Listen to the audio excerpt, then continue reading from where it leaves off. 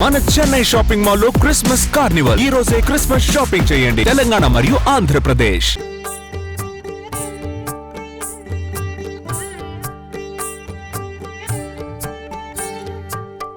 నమస్కారం. రామాయణ కథ వింటున్నాం. విశ్వామిత్ర చరిత్రలో ఉన్నాం కదా. విశ్వామిత్రుడు ఇక్కడ తనున్న చోట తరచుగా తపస్సుకి భంగం కలుగుతోందని ఏమనుకున్నాడు, పశ్చిమ దిక్కుకు వెళ్ళాడు. ముందు దక్షిణ దిక్కులో ఉన్నాడు. ఇప్పుడు కొంతమంది ఋషిపుంగువులందరినీ అంటే తన తోటి వాళ్ళని వెంట పెట్టుకుని పశ్చిమ దిక్కులో పుష్కర క్షేత్రం అనే చోటకు వెళ్ళాడట. అక్కడ ఒక ఉత్తమమైన తపోవనాన్ని ఎంచుకుని కందమూలాలు మాత్రమే తింటూ మళ్ళీ తపశ్చర్యలోకి దిగాడట. ఆ కాలంలో ఈ అయోధ్యాధిపతి అయిన అంబరీషుడు అనే రాజు ఒక యాగాన్ని చేస్తున్నట్ట. అయితే ఒకానొక సందర్భంలో ఏమైంది, ఆ హోమధేనువు, పశువు, యాగ పశువు అంటారు, ధేను అనకూడదులేండి, యాగ పశువే. యాగ పశువుని ఇంద్రుడు అపహరించాట. సరే, పురోహితులంతా రాజుతోటి ఏం చెప్పారంటే, యాగ పశువు అపహరించబడిందంటే ఆ దోషం రాజుదవుతుంది. ఎవరైతే ఉన్నారో రాజు ఇది యజ్ఞం చేస్తున్నాడో వాళ్ళదే కానీ మరొకరిది కాదు. ఇది మహాపాపం, దీనికి ప్రాయశ్చిత్తం కూడా చాలా పెద్దది చేసుకోవాలి. కాబట్టి ఎవరినైనా మనిషిని తీసుకురావాలి. ఈ యాగ పశువుకి బదులుగా బలి పశువుగా ఒక మానవుణ్ణి అర్పించాలట. మానవుణ్ణి బలివ్వచ్చు, అప్పుడు యజ్ఞం పరిసమాప్తం అవుతుందని చెప్పారు. ఇప్పుడు ఆలోచిస్తున్నారనమాట. ఈ బుద్ధిశాలి అయిన అంబరీషుడు ఏం చేశాడు, లక్షల కొద్దీ ఆవులనైనా ఇచ్చి యాగ పశువుని పొందటానికి చాలా ప్రయత్నం చేశాట. ఎంత ట్రై చేశాడో పాపం.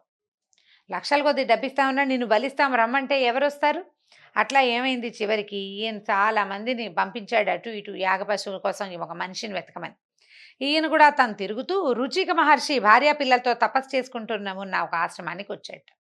అప్పుడు ఆయన దగ్గర 2-3 కుమారులు ఉంటే ఒకళ్ళనొకళ్ళు కుశల ప్రశ్నలను అడిగిన తర్వాత అంబరీషుడు ఏం చెప్పాడంటే, నా యజ్ఞ పశువు అపహరించబడింది, నాకు యజ్ఞ నిమిత్తం ఒక బాలుడు కావాలి, ఒక పిల్లవాడు కావాలి, ఒక మానవుడిని బలివ్వాలి అక్కడ అని అడిగాడు. నీకు 1,00,000 ఆవుల్ని ఇస్తాను, నీ కుమారులు ఇంతమంది కుమారులు ఉన్నారు, ఎవరో ఒకళ్ళని నాకు అర్పిస్తే గనక నీకు 1,00,000 ఆవుల్ని ఇస్తాను, నా ఆవు కూడా నా యాగం కూడా పరిసమాప్తి అవుతుంది, దేశాలు తిరిగాం నరపశువు కోసం, ఎక్కడా లాభం లేకపోయింది అని అడిగేసరికల్లా రుచికుడు అన్నాడు, నాకు పెద్ద కుమారుడు అంటే పంచప్రాణాలు, నా భార్యకి ఆఖరి పిల్లవాడంటే పంచప్రాణాలు అని అనేసరికల్లా పెద్దవాడిని అమ్ముకోలేను, ఇప్పుడు నీ పిల్లాడిని నాకు ఇవ్వు, నేను నీకు 1,00,000 గోవులు ఇస్తాను అంటే ఇదేమైంది, అమ్మకమే కదూ. 1,00,000 ఆవులు ఇచ్చి వాళ్ళ అబ్బాయిని కొనుక్కుంటానంటున్నాడు అంబరీషుడు. అదే కదా, నేను దేనికోసమైనా నా పెద్ద పిల్లాడిని అమ్మలేను, నా భార్యకేమో చిన్నపిల్లాడంటే చాలా ముద్దు, కాబట్టి చిన్నపిల్లాడిని అమ్మడానికి నా భార్య ఒప్పుకోవట్లేదు అన్నాడు. అనేసరికల్లా ఈ 2 మాటలు వింటున్నటువంటి మధ్య పిల్లవాడు సునశ్శేపుడు వాడి పేరు.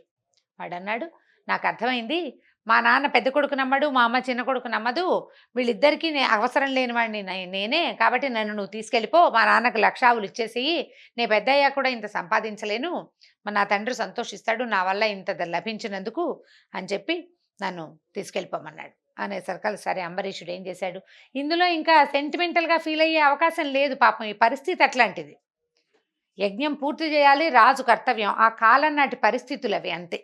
అక్కడి నుంచి ఏం చేశాడు, సున్నశేపుడిని తీసుకుని తన నగరానికి బయలుదేరాడు. ఆయన వస్తున్నాడు ఈ అబ్బాయిని వెంట పెట్టుకుని. మధ్యలో ఏమైందట, విశ్రాంతి తీసుకోవడానికి వీళ్ళు పుష్కర క్షేత్రంలో బస చేస్తున్నారట.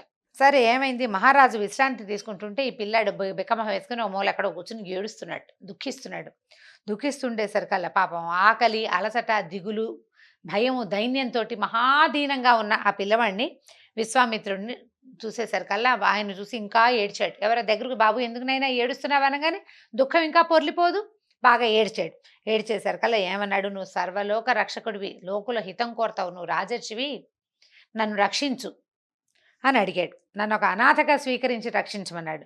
అనేసరికల్లా ఏం జరిగింది అని కనుక్కునేసరికల్లా ఏం చెప్పాడు, మహారాజు అంబరీషుడు నా తల్లిదండ్రులకి మూల్యం చెల్లించి నన్ను యజ్ఞ పశువుగా కొనుక్కున్నాడు, రాజు తలపెట్టిన కార్యానికి విఘ్నం కలగకూడదు, కానీ నాకు తపస్సు చేసి స్వర్గం చేరాలనుంది, నువ్వు నాథుడు లేడు, నాకెవరు తండ్రి లేడు, తల్లి లేదు, వాళ్ళు నన్ను వదిలేశారు, నన్ను రక్షించమని, నన్ను ఈ ఆపద నుంచి కాపాడమన్నాడు. అనేసరికి విశ్వామిత్రుడు ఏం చేశాడు, తన కుమారులు కొడుకులు ఉన్నారు వాళ్ళందరినీ పిలిచాడు.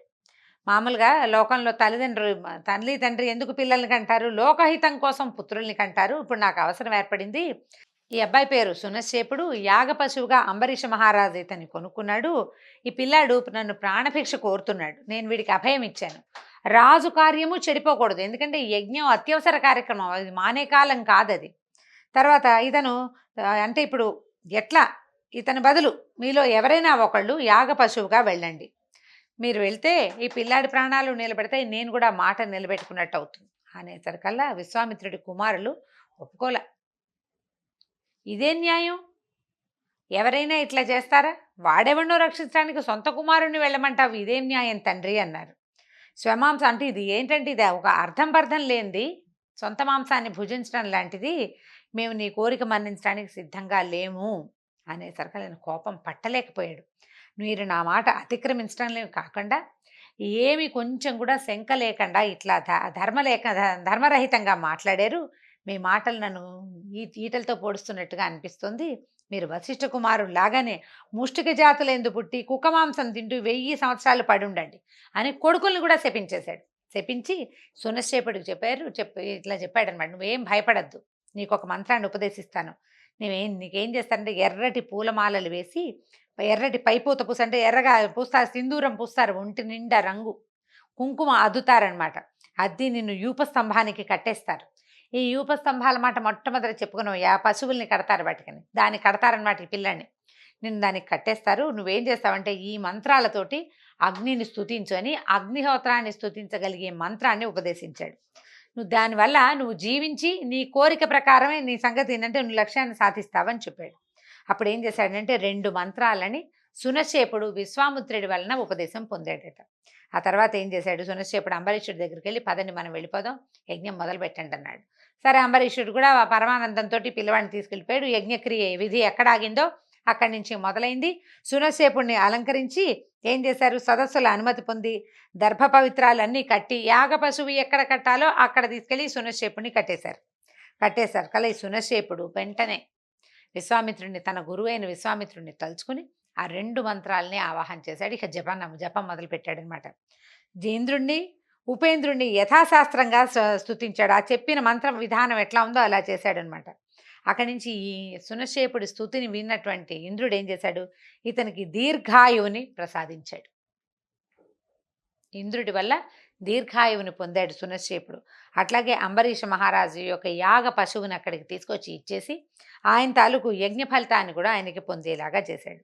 ఆ తర్వాత ఈ సునశ్శేపుడికి ఇలాంటి విముక్తి కల్పించిన విశ్వామిత్రుడు పుష్కర క్షేత్రంలోనే తన తపస్సుని కొనసాగించాడు. తర్వాత ఏమైందట, ఎన్ని చేశాడు చూడండి. ఎన్ని వేల సంవత్సరాలు జీవించి ఉండేవాళ్ళు ఆ కాలంలో. మళ్ళీ 1000 సంవత్సరాలు తీవ్రమైన తపస్సు చేసేసరికి బ్రహ్మాది దేవతలంతా ప్రత్యక్షమయ్యారట. అప్పుడు నువ్వు చేసిన పుణ్యకార్యాల వల్ల అంటే త్రిశంకుకి స్వర్గారోహణ చేయించాడు. ఈ సునశ్శేపుడికి జీవితానికి అవకాశం ఇచ్చాడు. రాజు కార్యము పాడవల సునశ్శేపుడి వాంఛ కూడా తీరింది. అతన్ని చాలా ఉత్తమ గతులు పొందేలాగా చేశాడు. కాబట్టి నువ్వు ఋషిత్వాన్ని పొందావు, నువ్వు ఋషివైపోయావు అని బ్రహ్మాది దేవతలంతా ఈయన్ని ఆశీర్వదించారు. రాజర్షి అయ్యాడు, ఋషి అయ్యాడు. కానీ ఋషిత్వంతో సంతృప్తి పడల విశ్వామిత్రుడు. ఆయనకి బ్రహ్మర్షి అనిపించుకోవాలని ఉంది. ఆయనకి బ్రహ్మర్షి అయిన విశ్వామిత్రుడు వశిష్ఠుడితోటే కదా పోటీ. దాంతో మళ్ళీ తపస్సు మొదలుపెట్టేసరికల్లా ఏమైంది, ఈ పుష్కర క్షేత్రంలో ఒకనాడు మేనక అనే అప్సరస స్త్రీ వచ్చి స్నానం చేయటం మొదలుపెట్టింది. ఆమెను చూసేసరికల్లా ఈ విశ్వామిత్రుడి మనసు చెలించింది. ఆమెని పిలిచి అడిగాడు, నిన్ను చూడంగానే నాకు మన్మథాసక్తి కలిగింది, నువ్వు నాతో నా ఆశ్రమంలో ఉండమని అడిగేసరికల్లా విశ్వామిత్రుడు అడిగిందే తడవుగా మేనకు ఒప్పుకుంది. 10 సంవత్సరాలు ఆయనతో పాటు ఆశ్రమంలో ఉండిపోయిందట. ఈ 10 ఏళ్ళు గడిచిన తర్వాత విశ్వామిత్రుడికి ఒకరోజు ఏదో జ్ఞానోదయం అయింది. ఆయన చాలా సిగ్గుపడ్డాడు తన ప్రవర్తనకి. తపస్సు భంగం చేయడానికే దేవతలు ఈ పన్నాగం పన్నారని ఈమెను తన దగ్గరికి పంపారని గ్రహించేశాడు. దాంతో ఈవిడ భయపడిపోయింది. ఆయన పశ్చాత్తాపడుతున్నాడు, ఇదేమిటి నేను ఇలా పనిచేశాను అని. ఈమెకు భయం వేసింది. ఇలా పశ్చాత్తాప పడుతున్నవాడు నీ వల్లే నా తపస్సు పాడైంది అని శపించగలడు, ఆయన కోపిష్టివాడు కదా. కానీ ఆయన ఏం చేశాడంటే శపించక నువ్వు వెళ్ళిపోమని పంపించేశాడు. నాదే పొరపాటు, నేను నీకు వశుణ్ణి కాకపోయింటే ఇది జరిగేదే కాదు, నీ తప్పేం లేదు. మేనకని తన దగ్గర నుంచి పంపించేశాడు విశ్వామిత్రుడు. ఆమెను పంపేశాక మనస్సు స్థిరపరచుకున్నాడు. మళ్ళీ వశిష్ఠుడి మీద పగ బుసలు కొడుతోందనమాట ఆయన మనసులో. ఎలాగైనా సరే బ్రహ్మర్షి అంత అనిపించుకోవాలంతే. అక్కడి నుంచి ఏం చేశాడు, కౌశికీ నదీ తీరంలో చేరి నిష్ఠతో అతి తీవ్రమైన తపస్సు చేశాడు. ఈ కౌశికి ఎక్కడుంది? హిమాలయాల్లో ఉంది. అక్కడ తపస్సు చేయటం మొదలుపెట్టాడు. ఇక ఎంత తపస్సు చేశాడంటే 1000 సంవత్సరాల పాటు అత్యంత ఘోరమైన తపస్సట. దేవతలు ఋషులు అంతా భయపడిపోయారు, కంగారు పడ్డారు. ఆయన్ని మహర్షి అంట మొదలుపెట్టారు. మొన్నటిదాకా ఋషిత్వం వచ్చింది, ఇప్పుడు మహర్షి అంట మొదలుపెట్టారు. ఇంకా తపస్సు చాలించమన్నాడు. బ్రహ్మదేవుడు వచ్చాడు, నీ తపస్సుకి సంతోషించాను మహర్షి, ఇంకా తపస్సు మానేసేయమన్నాడు. అనేసరికల్లా నాకు మహర్షిత్వాన్ని ప్రసాదించావు, కానీ నాకు తృప్తి లేదు, నాకు సంతోషం లేదు, దుఃఖం లేదు. అంటే జితేంద్రుడు అంటే సంతోషము లేదు, దుఃఖము లేదు. ఇదివరకట్లాగా ఆనందము అవి వచ్చేట్లే. అవన్నీ ఎప్పుడు వస్తాయి? ఇంకా కొంచెం మన మీద మనకి కంట్రోల్ లేనప్పుడే దానికి ఏదైనా బాగా దొరికితే ఆనందపడ్డము, ఏదైనా దొరకపోతే దుఃఖపడ్డము, అవన్నీ ఎవరికి వస్తాయి? సాధారణమైన వాళ్ళకి వస్తాయి. నాకేం లేవు ఆ భావాలు కలగట్లా. అంటే నేను జితేంద్రియుణ్ణి అయ్యాను, ఇంద్రియాలని జయించాను నేను, కానీ బ్రహ్మర్షి కావాలన్నదే నా చిరకాల వాంఛ అని చెప్పాడు. చెప్పేసరికల్లా అప్పుడు ఏమన్నారు, విశ్వామిత్రుడి మాటలు విని నువ్వు జితేంద్రియుడివి కాలేదని చెప్పాడు బ్రహ్మ. చాలదు, ఇంకా తపస్సు చేయమన్నాడు. ఈ తపస్సు సరిపోదు అనేసరికల్లా ఈయన ఏం చేశాడు, ఇంకా తీవ్రంగా చేశాడటండి. ఎంత బాగా చెప్తున్నారు చూడండి. 2 చేతులు పైకెత్తి ఏ ఆలంబన లేకుండా నిలబడి గాలి మాత్రమే తీసుకుంటూ తపస్సు చేసేట. ఆహారం లేదు. గాల్లోకి 2 చేతులు పైకి చాపి ఇక అట్లా నిలబడి ఉన్నాడనమాట. అక్కడి నుంచి ఎండాకాలంలో పంచాగ్ని మధ్యంలో నుంచుని తపస్సు చేసేవట. వర్షాకాలంలో ఏ ఆచ్ఛాదన లేకుండా వర్షానికి ఎదురు నిలబడి తపస్సు చేసేట. నీళ్ళలో శీతాకాలం నదిలో గొంతు దాకా, మెడ దాకా, కంఠం దాకా నిలబడి తపస్సు చేసేట. ఇట్లా 1000 సంవత్సరాలు చేసేట. లోకాలని తాపంతో తల్లడిల్లిపోయేట. ఇలాంటి తపశ్చర్యలు అవి ఎవరైనా మహానుభావులు చేస్తుంటే లోకాలలో వేడి పెరిగిపోతుంది, చల్లబడవట, భూమి వేడెక్కిపోతూ ఉంటుందన్నమాట. అయితే ఇంద్రాది దేవతలంతా చాలా భయపడుతూ ఉన్నారు. ఇంతలో ఏం చేశాడు ఈయన, దేవేంద్రుడు దేవతల్ని రంభ అనే అప్సరసని వెంబడి పెట్టుకుని తీసుకొచ్చాడు. ఆయన ఏమనుకున్నాడు, తపస్సు కొంచెం భంగం చేస్తే ఈ వేడి తగ్గిపోతుంది తాత్కాలికంగా, అందుకని రంభని తీసుకొచ్చాడు. తీసుకొచ్చి ఆవిడకి ఏం చెప్పాడు, నీ హావభావాలు, సౌందర్యం, వయ్యారం చూపించి ఈయన్ని కొంచెం మోహితుడిగా చెయ్యి, ఇది దేవకార్యం, ఈయన్ని సరిగ్గా పూర్తి చేయమని చెప్పాడు. చెప్పేసరికల్లా ఆవిడకి భయం వేసింది. ఆవిడేమంది, ఈయన మహాకోపిష్టి, ఏదైనా శాపం పెడితే నేనేం గాను, నన్ను శపిస్తాడేమో అంటే దేవేంద్రుడు ఏమన్నాడు, నువ్వు భయపడద్దు, నీవు ఈ పని చేయడానికి నేను మన్మధుడు ఇక్కడే ఉంటాం, మన్మధుడు నేను నీకు సహాయం చేస్తామన్నారు. అనేసరికల్లా ఈవిడేదో కొద్దిగా చక్కగా అలంకరించుకుంది. నవ్వు మొహం పెడుతూ ఒక చిన్న గాలి తెరలాగా కనిపించకుండా తిరిగింది. మన్మధుడు కోయిల్లాగా మారి తీయగా పాడ్డ మొదలుపెట్టాడు. అంటే వసంత ఋతువు వచ్చిన భ్రమని కల్పించారనమాట. ఈ కోయిల పాటలోని కమ్మదనానికి ఈయన కళ్ళు తెరుచుకున్నాయి. ఆ కూతలకి ఉత్సాహం వస్తుంది శరీరంలోకి, మనకు కూడా వస్తుంది చూడండి. కూ అనగానే కూ అందామనిపిస్తుంటుంది. ఈయన కళ్ళు తెరిచాడు. కళ్ళు తెరిచి చూసేసరికల్లా ఎదురుగుండా రంభ కనిపించింది. కళ్ళు పూర్తిగా తెరిపెట్టి చూస్తున్నాడు అనమాట. ఆయనకి కొంచెం మొదట మనసు కొద్దిగా చంచలమైంది, కానీ పాత అనుభవం జ్ఞాపకం వచ్చింది ఆయనకి. మేనక విషయంలో తను ఇలాగే చంచలమయ్యాడు. మనసు చంచలమైతే తను 10 సంవత్సరాలు తపస్సుకు దూరమయ్యాడు. తన తపశ్శక్తి వృధా అయిపోయింది. దాంతో ఏం చేశాడు, ఇది దేవేంద్రుడి పన్నాగం అయ్యుంటుందని అతను ఇంకా చెలించల. ఆయన నిగ్రహానికి రంభ భయం వేసింది. దొరికిపోయాను, నేను చచ్చిపోయాను అనుకుంది అంతే, ఇంకా నాకు చావు తప్పదు, నేను దొరికేశాను అనుకుంది. అయితే ఈయన ఏమన్నాడు, రంభతోటి అన్నాడు, నేను కామక్రోధాదుల్ని జయించి తపశ్చర్యకి దిగాను, నువ్వు నన్ను చెడగొట్టడానికి వచ్చావు, నీ అందచందాలతో నన్ను లోపరుచుకోవాలని చూస్తున్నావు, ఎలాంటి అందచందాలు లేని బండరాయి వైపోయి పడుండు నువ్వు అని చెప్పేసి 10,000 సంవత్సరాలు బండరాయిగా పడి ఉండమన్నాడట రంభని. అయినా కూడా నువ్వు ఈ అపరాధం తెలిసి చేయలే, నీ అంతటి నువ్వు చేయలేదు. అయితే ఎవరైనా గొప్ప తేజస్సు కలిగిన బ్రాహ్మడు వచ్చి నిన్ను ముట్టుకుంటే అప్పుడు నీ శాప విమోచనం కలుగుతుంది, అప్పటిదాకా నువ్వు అలాగే ఉండు, ఆయన ఎవడైనా వచ్చి నిన్ను ఉద్ధరిస్తాడని చెప్పేశాడు. అక్కడి నుంచి ఇది పెద్ద శిలగా మారిపోయింది. రంభ అక్కడ పడిపోయింది. ఈ దేవేంద్రుడు మన్మధుడు ఇద్దరు పారిపోయారు. ఇక వాళ్ళు కూడా దొరికితే వాళ్ళకి పడతాయి చెరుకోటి శాపం, పారిపోయారు. ఈయన కోపోద్రిక్తుడైతే ఈయన ఎప్పుడు ఎలా ఉంటుందంటే, ఈ ఉద్రేకం వచ్చి ఏదైనా శపించంగానే వాళ్ళ పలుకులు అక్కడ ఫలిస్తాయి, తపశక్తి తగ్గిపోతుంది, కరెంటు తగ్గిపోయినట్టు అనమాట. తగ్గేసరికల్లా ఏమైంది, ఇంద్రియాలని జయించలేకపోయాను నేను, కోపం వచ్చింది నాకు, అది రాకూడదు, కోపం వచ్చిందంటే జితేంద్రియత్వం లేనట్టే. దాంతో చాలా బాధపడ్డాడు, మనశ్శాంతి కోల్పోయాడు. రెట్టించిన పట్టుదలతోటి మళ్ళీ తపస్సు మొదలుపెట్టాట. ఈసారి కోపాన్ని కూడా జయిస్తానని భీషణమైన ప్రతిజ్ఞ చేశాడు. చాలా పట్టుదలతోటి తపస్సు మొదలుపెట్టాడట. గాలిని కూడా బంధించేశాడు, గాలి తీయటం కూడా లేదు. జితేంద్రియుడై శరీరాన్ని శుష్కింపజేశాడు. తపస్సు చేత నాకు బ్రాహ్మణ్యం సిద్ధించే వరకు గాలిని కూడా బంధిస్తాను, నిరాహారినే తపస్సు చేస్తాను, తపస్సు చేసినంత వరకు నేను బతికుండాలంటే నా అవయవాలు క్షీణింపచకూడదు అని దృఢంగా నిశ్చయించుకున్నాడు. ఇట్లా కని విని ఎరగని విధంగా మహోగ్రమైన తపస్సు చేశాడట. చేసేసరికి చివరికి అక్కడ కూడా కుదరలా, మళ్ళా అక్కడి నుంచి వెళ్ళిపోయాడు. పశ్చిమ దిక్కు నుంచి తూర్పుకి వెళ్ళి తపస్సు చేయటం మొదలుపెట్టాడు. 1000 సంవత్సరాలు మౌనవ్రతం పాటించేట తర్వాత అక్కడి నుంచి రక్తమాంసాలు కరిగిపోయిన ఈ తపశ్చర్యకి కేవలం ఎముకలు పోగుగా మిగిలేట. శరీరం పూర్తిగా క్షీణించిపోయింది. ఆ దశలో ఒకరోజు అన్నం తిందామనిపించింది టైంకి. ఎందుకో అలా సరే అన్నానికి ఏర్పరచుకున్నాడు. విస్తర వేసుకుని అన్నం పెట్టుకున్నాడు. అన్నం ముందు కూర్చోగానే దేవేంద్రుడు ఒక బ్రాహ్మణ వేషంలో వచ్చి నాకు అన్నం పెట్టమని అడిగాడు. ఈయన మౌనవ్రతంలో ఉన్నాడు కదా, మరి మౌనవ్రతం అని చెప్పాం.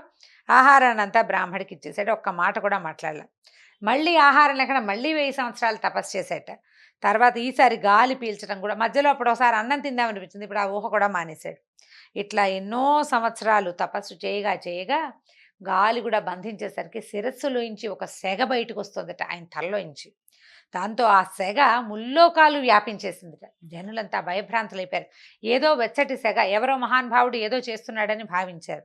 ఈ పరిస్థితిలో దేవగంధర్వ కిన్నెర కింపురుషాదులంతా తాపానికి తెలివితప్పి పడిపోయారట. రక్షించమంటూ బ్రహ్మదేవుడి దగ్గరికి వెళ్ళారు. ఈసారి బ్రహ్మగారు వీళ్ళందరినీ ఎలా కరుణించాడో, ఈ విశ్వామిత్ర ఏ రకంగా బ్రహ్మర్షి అయ్యాడో విశ్వామిత్రుడు మళ్ళీ వచ్చే భాగంలో తెలుసుకుందాం. నమస్కారం. వచ్చింది వచ్చింది క్రిస్మస్ పండుగ, ఓ యే తెచ్చింది తెచ్చింది సంతోషం నిండుగా. కమ కమ కమ మన చెన్నై షాపింగ్ మాల్ లో క్రిస్మస్ కార్నివల్ కని విని ఎరుగని కాంబో ఆఫర్లతో ఈ రోజే క్రిస్మస్ షాపింగ్ చేయండి. The Chennai shopping mall, Telangana మరియు ఆంధ్రప్రదేశ్.